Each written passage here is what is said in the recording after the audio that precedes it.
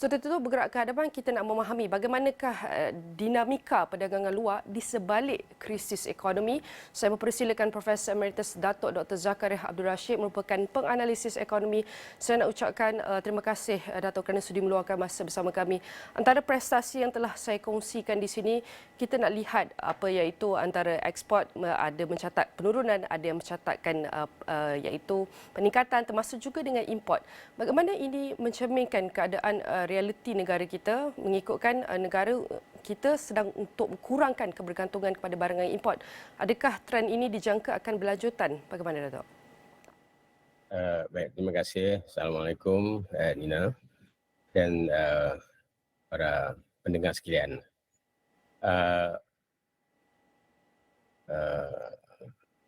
Tadi Nina kata yang kita cuba nak mengurangkan pergantungan kepada import. Saya rasa statement itu tidaklah begitu tidaklah begitu betul sebenarnya, sebab kita adalah sebuah negara perdagangan. Jadi bermakna kita mengeksport, kita mesti ingat setiap kali kita mengeksport kita perlu mengimport. Mungkin dimaksudkannya ni kita ingin mengurangkan pergantungan import kita kepada bahan makanan, terutamanya makanan-makanan yang kita kelaskan sebagai bahan-bahan makanan yang strategik, ya.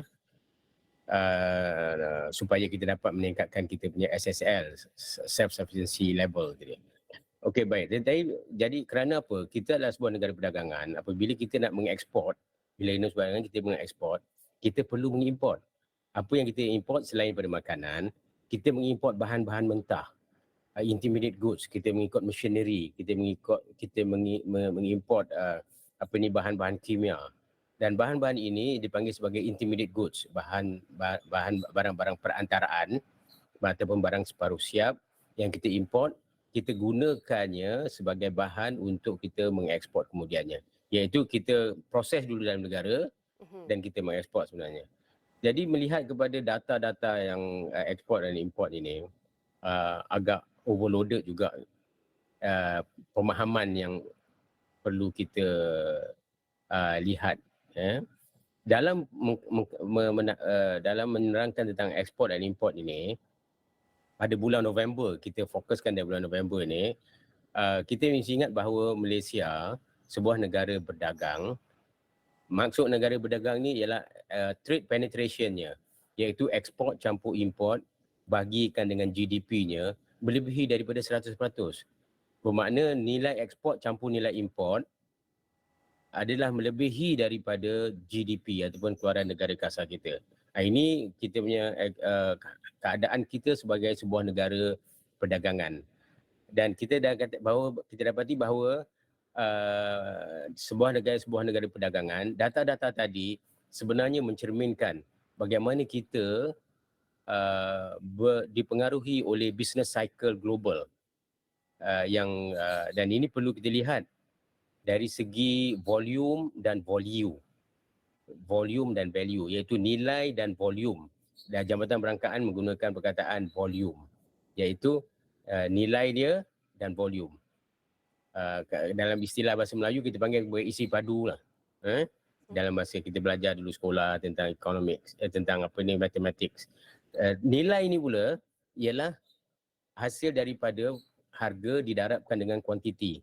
Kalau jadi nilai ekspor ialah kuantiti ekspor didarabkan dengan harga ekspor, dan nilai import ialah kuantiti import didarabkan dengan harga import. Kuantiti itu adalah volume. Jadi bermakna pergerakan ekspor dan import ini kita kaji dari segi dua segi, iaitu dari segi nilai dan juga dari segi volume. Ya. Yang kita lihat pada kedua-dua ekspor dan import ini, kedua-duanya nilai dan volumenya pada bulan November merosot sebenarnya. Tetapi volume ekspor jatuh lebih besar daripada volume import.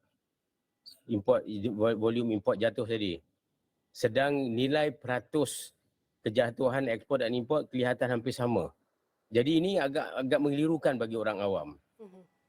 Tapi keadaan sedemikian seperti apa yang Nina jelaskan tadi, keadaan kita masih kelihatan mengekalkan surplus, iaitu nilai ekspor masih lebih besar daripada nilai import dalam bulan November.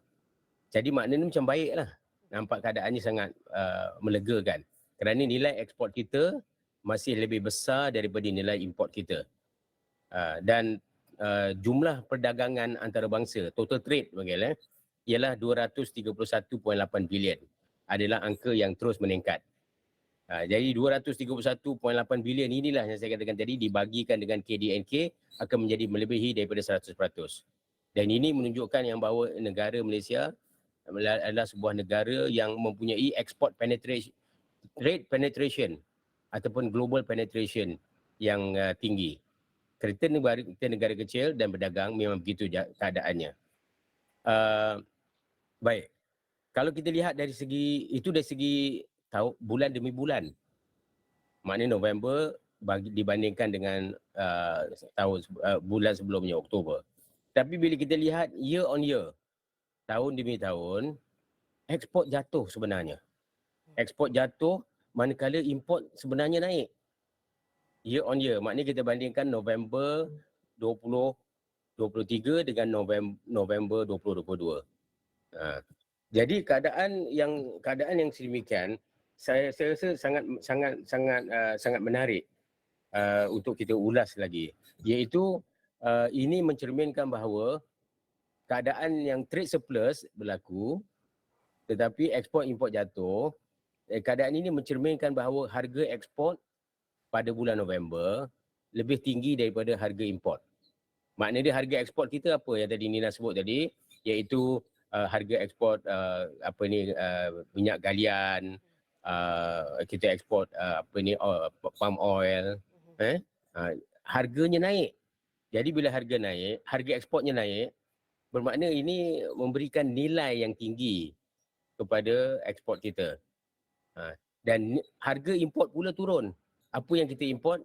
Kita import machinery, kita import chemical, kita import berbagai lagi intermediate goods, elektronik semua kita import begitu. Jadi harga import yang tadi kata tadi lebih rendah daripada harga ekspor, dan ini menyebabkan kita punya term of trade, dipanggil term of trade kita jadi lebih baik lagi. Term of trade jadi lebih baik. Dari tahun ke tahun bagi ekspor, indeks nilainya naik. Sedang indeks volumenya turun. Ini mencerminkan, saya katakan tadi, harga ekspor yang lebih tinggi. Sepanjang 12-23 ni, harga baik untuk barangan yang kita ekspor.